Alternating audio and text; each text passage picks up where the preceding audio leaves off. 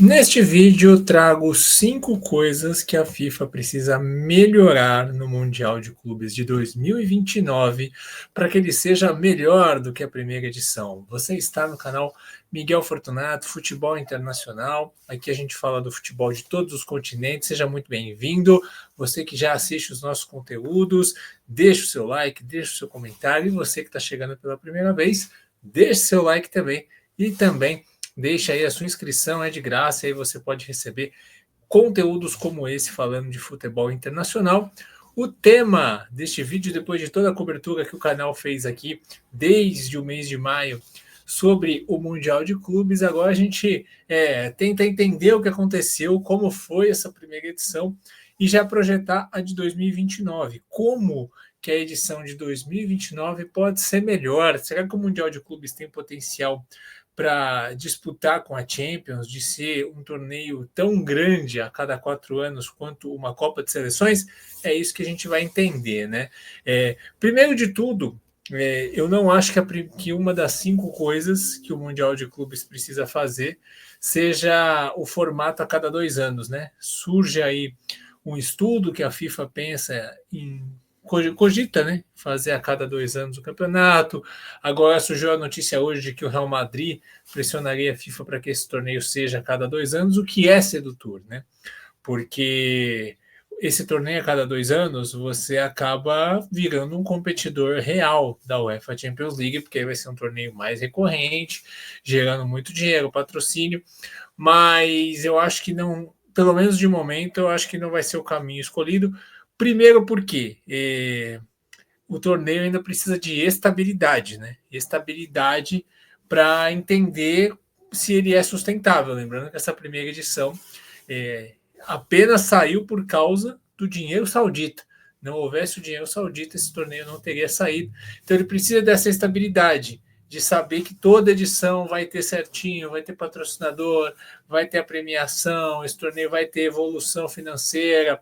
Então, de 4 em 4 anos é mais fácil dar essa estabilidade por enquanto. E o outro ponto é a questão do calendário, né? É inviável você botar outro torneio, outro campeonato de 7 jogos no mínimo, no final de temporada, e você vai aniquilar o único dos 4 anos de um ciclo de Copa do Mundo que os jogadores dos campeonatos dos países que não adotam o calendário solar, né, que adotam esse calendário de agosto a maio, o único ano que eles têm para descansar, para ter férias completas, você vai aniquilar esse ano também. Então aí você vai prejudicar muito a saúde dos jogadores, né? E até violar direitos deles, porque as férias são direitos dos jogadores em contrato, inclusive, né? Então, refutada essa possibilidade de 2 em 2 anos, que eu sou contra nesse momento, agora vamos para as coisas que eu sou a favor e que eu acho que poderia melhorar a Copa do Mundo de Clubes. A primeira delas é aumentar o limite de times por país. Isso foi um problema na venda de ingressos, foi um problema para a audiência, principalmente na Europa, né? De você. Isso aconteceu só foi um problema de fato na Europa, né? De você limitar times por país. Isso impediu que o Barcelona disputasse o campeonato com o Lamine Yamal, com todos os seus craques. O Liverpool, que também é uma marca global, não pôde disputar o campeonato. Né? O Arsenal não pôde disputar a competição. Outros times também poderiam, não fosse esse limite. Esse limite acaba atrapalhando. Por isso, acredito eu que o ideal seria aumentar para 4, tá? 4 times por país, independente se é campeão continental ou não, 4 times é o limite. Eu acho que seria interessante, porque aí você consegue ter as grandes marcas. E tendo as grandes marcas, você tem mais audiência global, porque a gente tem que pensar o seguinte: tem 4 times no mundo que são as maiores marcas globais do futebol. Real Madrid, o Barcelona, o Liverpool e o Manchester United. Nesse campeonato, só o Real Madrid estava. Então você só tinha uma marca realmente global, consolidada, que tem torcedores do mundo inteiro. Você tendo pelo menos 3 delas, ou se possível, todas essas 4 marcas e outros times também que também têm torcida no mundo inteiro, você não só aumenta o interesse no país dessas equipes, mas também no Sudeste Asiático, nos Estados Unidos, na África, na América do Sul, porque esses times têm torcida no mundo todo. E sem contar os craques, os grandes jogadores, né? A única coisa que eu faria, aí é um grifo meu, tá? Eu queria até saber a opinião de vocês que estão assistindo o vídeo nos comentários. Eu, isso tem a ver até com o segundo tópico, mas eu protegeria ali umas duas, três, sei lá, eu protegeria algumas vagas de ranking para poder diversificar um pouco. Então, por exemplo, você tem lá X vagas para a Europa.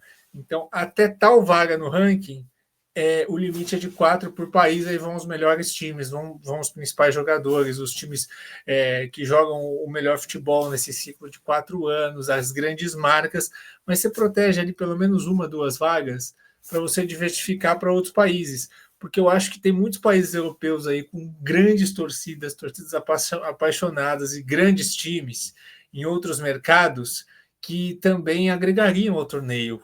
Penso no Ajax, né, na Holanda, penso no Celtic na Escócia, penso nos times turcos, penso no Olympiacos, tantos outros aí, times que são bons, né? É que esse ano acabou caindo um time da Áustria, que não é um time tão de massa assim, pensando perto desses outros que eu falei. Mas tem outros times, né? Um Partizan, um Slavia Praga, enfim, tem times que agregariam ao torneio. Então, talvez proteger uma ou duas vagas europeias seria interessante. Aí a gente vem para o segundo tópico, que está totalmente interligado nisso. Né? Eu acho que deveria aumentar de 32 para 48. Eu sei que todo mundo gosta desse formato, Copa do Mundo, 8 grupos de 4. Né? Mas pensa comigo, você aumentando para 48, você dá essas vagas a mais, aí eu pensaria assim, são 16 vagas a mais, eu daria mais 6 para a Europa, tendo essas vagas protegidas, como eu falei, para tentar colocar alguns mais países. Daria mais 4 para a América do Sul, também num sistema para tentar colocar pelo menos times de 4 países aí, para diversificar um pouco. Aí dá. Então, 6 para a Europa, 4 para a América do Sul, 10, sobrou 6, você dá mais 2 para a Ásia, mais 2 para a CONCACAF, mais 2 para a África. E aí você tem aí um campeonato com as grandes marcas de cada continente e também mais global, com times de outros países participando, para mais gente participar dessa brincadeira. A gente não pode ser egoísta também, porque se deixar com 32 e aumentar o limite para 4, a gente vai ter um torneio basicamente com 4 times brasileiros, 4 times mexicanos, 4 times sauditas, que devem dominar a Ásia a partir de agora, né? A gente já está vendo pela última Champions da Ásia. Aí uns 3, 4 times ingleses, uns 2, 3 espanhóis, uns 2, 3 alemães, uns 2, 3 italianos. Aí na África, 2, 3 do Egito, mais um de algum outro país. E aí a gente vai ter 5, 6 países, 6, 7 países representados entre os 32. Para 48 você consegue aumentar mais o leque e trazer as principais potências de cada continente. E aqui é o seguinte, né? Aqui tem um ponto, que aí pode ser bom ou ruim. Tendo o mesmo formato da Copa do Mundo de 2026, você tem grupos onde vamos classificar os 2 primeiros de cada grupo e os 8 melhores terceiros. Aqui tem os lados bons e ruins, porque assim fica mais fácil de classificar, talvez perca um pouco da emoção, mas também você consegue garantir os times mais importantes no mata-mata. Por exemplo, o Atlético de Madrid não foi para o mata-mata, o River Plate não foi para o mata-mata nessa última Copa. Você consegue garantir as marcas importantes no mata-mata. E assim, os times vão acabar se dosando mais, né? Ou ganha os 2 primeiros jogos e põe o time reserva no terceiro, que já está classificado, ou no primeiro jogo dá aquela segurada, porque o time está cansado, e aí depois vai entrando com o time titular, enfim. Isso pode tirar um pouco o charme da primeira fase, mas por outro lado pode dar charme para a primeira fase. Porque se os times vão se dosar mais, principalmente os grandes europeus, a chance de ter mais surpresas, de ter mais Botafogo ganhando o Paris Saint-Germain, mais Flamengo ganhando o Chelsea, mais Al Hilal empatando com o Real Madrid, ela vai aumentar. Essas chances vão aumentar de ter resultados assim. E isso pode ser até benéfico para o campeonato. O terceiro ponto, eu sei que muita gente não vai gostar, assim como 48 times, eu sei que muita gente não gosta, mas na minha opinião é muito importante, que é fazer o próximo torneio, a próxima edição na Europa.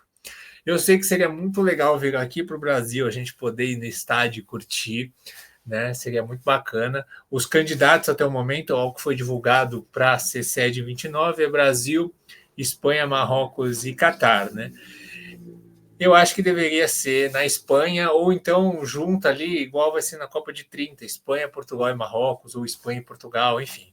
Eu acho que tem que ser lá. Por quê? Tem que ser lá porque o campeonato precisa pegar na Europa. Porque no resto do mundo já está pegando. E vai pegar ainda mais. O resto do mundo vai se apaixonar por esse torneio. Quem gosta de futebol dos outros continentes vai se apaixonar em ver o seu time se testando com potências dos outros continentes. Isso é maravilhoso. Agora, o europeu, o torcedor europeu, não é o dirigente que está vendo o dinheiro entrar e está gostando, é o torcedor. O torcedor europeu, a imprensa europeia tem que comprar esse campeonato como compra a Copa do Mundo de Seleções. Aí o campeonato vai pegar. Porque a Europa hoje é o centro do futebol, não tem como, é onde estão lá os principais clubes, é onde está o dinheiro do futebol, enfim, e lá é onde precisa pegar. Se você faz o torneio lá, você tem uma possibilidade muito grande de ter estádios lotados. Vamos pensar que o campeonato é na Espanha. Os torcedores dos outros países europeus, eles conseguem chegar de trem com facilidade nos jogos. Eles conseguem fazer até bate-volta nos jogos. Então é muito mais tranquilo. E até para o torcedor brasileiro, argentino que for para lá, é mais fácil, né? Porque você pode escolher uma cidade só para ser sua base, e aí você vai de trem para os jogos e faz o bate e volta, porque a Espanha você consegue circular de trem ou então com carro alugado, enfim. Nos Estados Unidos, no Brasil, você tem que fazer deslocamentos de avião, você tem que reservar um hotel para cada jogo que você for, aí fica mais difícil de fazer esse acompanhamento, né? Isso sem contar que os países africanos têm mais facilidade de subir até a Europa e as torcidas africanas lotarem estádios, o que seria maravilhoso, né? Imagina um Esperance da Tunísia, um Wydad Casablanca lotando o estádio. Se com aquele pouquinho ali atrás do gol já fizeram um baita barulho, imagina lotando, que legal que ia ser. Os argentinos, brasileiros, latino-americanos em geral, eles estão em um grande número ali em Espanha, Portugal, né? Tanto que as rádios espanholas, elas transmitem jogos do Campeonato Argentino, falam de Boca e River por causa da gigante torcida de Boca e River que eles têm lá, de imigrantes, de filhos de argentinos que são espanhóis, enfim. Então, acho que fazer o torneio na Europa vai fazer pegar, vai ter a maioria dos estádios lotados, e aí o europeu vai parar de tratar como um torneio amistoso, porque eu acho que assim, tudo bem, tem seus méritos de marketing, de business, fazer um torneio nos Estados Unidos, mas fazer o torneio nos Estados Unidos dá uma cara para os europeus de pré-temporada para o torcedor, porque é lá que os times deles fazem a pré-temporada. Então, pô, vai ter um torneio nos Estados Unidos, então muitos acabaram que não levaram tão a sério de início. Depois podem ter visto que era um torneio grande, mas deu uma cara de pré-temporada. Porque os times europeus ou eles vão para os Estados Unidos ou eles vão para o Sudeste Asiático fazer pré-temporada. Né? Agora, se o torneio é na Espanha, em Portugal, ali, aí eles vão falar: opa, isso aqui é uma Copa do Mundo, isso aqui é sério, vai estar acontecendo diante dos olhos deles, a percepção vai mudar e aí o torneio vai subir de patamar na Europa. O quarto tópico que eu trago aqui é o seguinte: dar mais tempo de preparação para os times e colocar os melhores jogos à noite. Se o campeonato quer ser do nível da Copa de Seleções e ele quer bater de frente com a Champions League, ele precisa ter grandes jogos, certo? E a dificuldade aqui está no fim de temporada. Porque no fim de temporada é mais difícil você ter aqueles jogos insanos que você tem no mata-mata da Champions, onde o cara vai lá e dá o máximo que ele tem até o final. Até na Champions League a gente teve, né? Jogos espetaculares, mas aí no Mundial já caiu mais o nível. E isso se dá ao desgaste do fim de temporada, que já era um período para os caras estarem de férias, dos times europeus e não só dos europeus, né? O Raul Hilal, o Al-Ali, todo mundo, enfim, a maioria dos times em fim de temporada, os times argentinos em fim de temporada, os times mexicanos em fim de temporada, enfim. E então eu acho que deveria ter mais tempo de preparação para esses jogadores, e para isso eu acho que eles tinham que sacrificar a data FIFA de junho, realocar ou aumentar de março, é, fazer algum ajuste, mas no ano do Mundial tirar essa data FIFA de junho, para você transformar essa data FIFA num período de preparação. Você dá ali 12, 13, 14 dias para os caras se prepararem e focarem nos jogos, fazer controle de carga, se recuperar fisicamente, ao invés de fazer 2 jogos por suas seleções, cada um no continente, viajando, correndo longas distâncias, fazendo jogo decisivo de eliminatória, de Nations League, enfim. Então, eu acho que esse é um ponto. E o outro ponto de colocar os melhores jogos à noite, por quê? Se você parar para fazer um exercício, onde estiveram os melhores jogos da Copa do Mundo de Clubes? Nos jogos noturnos, nos jogos ali das 22 horas. Por quê? Porque à noite a temperatura diminuía. Então, ao invés de jogar com sensação térmica de 35 graus, os caras jogavam com sensação térmica de 26, 27, 28 graus. Isso faz toda a diferença. Tanto que o Vinícius Júnior deu uma entrevista depois de um jogo e falou: ó, perguntaram por que você jogou, por que você jogava melhor. Ele falou: acho que a primeira coisa é porque o jogo foi à noite. Então, isso faz a diferença. Como na Espanha e Portugal não devemos ter estádios climatizados, colocar os melhores jogos à noite. Os melhores jogos são os jogos dos grandes europeus, jogos entre europeus, jogo de um grande europeu contra um grande sul-americano, jogo de um grande europeu contra o Al Hilal, entendeu? De um grande sul-americano contra um grande time saudita. Pegar qual que é o melhor jogo de cada dia, coloca no horário mais noturno possível. E tentar fazer pelo menos 2 jogos à noite com a temperatura mais amena, porque aí você consegue fazer jogos de melhor nível. E quanto mais jogos de melhor nível você tiver, melhor o campeonato vai ser. Por que a Champions League é a Champions League? Porque ela entrega jogos espetaculares. E é isso que faz toda a diferença para envelopar e para o crescimento do torneio. E por fim, não menos importante, o quinto tópico é melhorar a janela de transferências do torneio.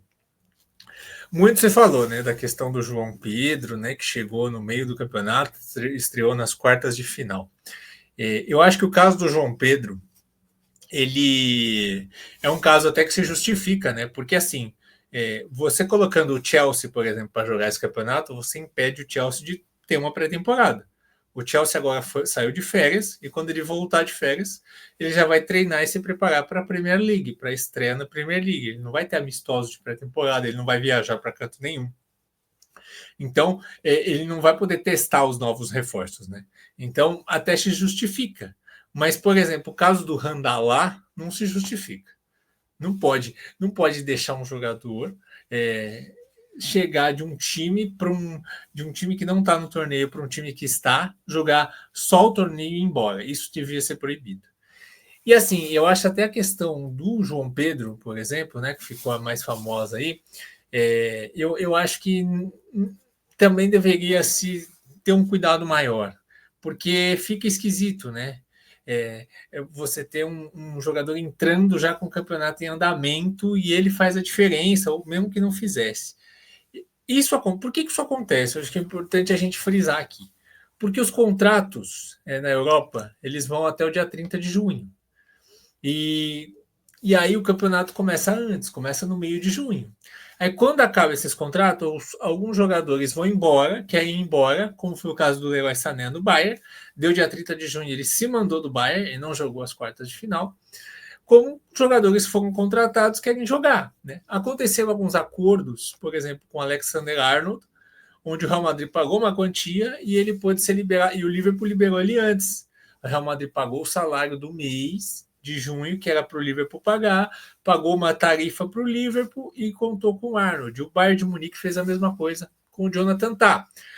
Agora, a FIFA poderia criar, para simplificar isso, uma cláusula especial ali para o Mundial de Clubes, um item especial aí de transferências, uma regra que em ano de Mundial os contratos que terminarem em 30 de junho podem ter exceções por conta do Mundial. Se você acerta com um jogador e o time que o jogador estava não vai ter nenhum outro compromisso até o dia 30 de junho, ele pode ser liberado para o Mundial. Entendeu? Se você coloca isso como regra, já fica estabelecido antes e não tem dor de cabeça. Fica mais fácil, porque agora o Mundial já é algo que vai estar incluso no calendário. Esse ano ainda era uma coisa meio experimental para as equipes, né, no funcionamento de transferências, no funcionamento do planejamento das equipes.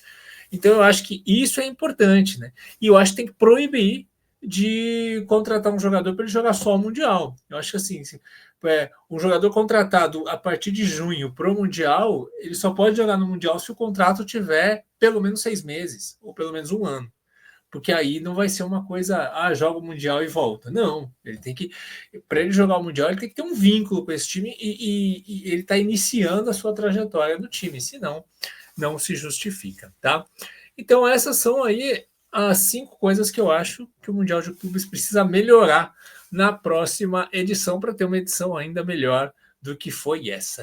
O que você acha? Você concorda com as minhas opiniões? Você pensa diferente? Você tem mais alguma sugestão do que o Mundial de Clubes poderia melhorar? Eu quero ler seus comentários, então deixe seus comentários abaixo, deixa o like no vídeo e se inscreva no canal, você que não é inscrito. A gente se vê no próximo vídeo. Um grande abraço e até a próxima.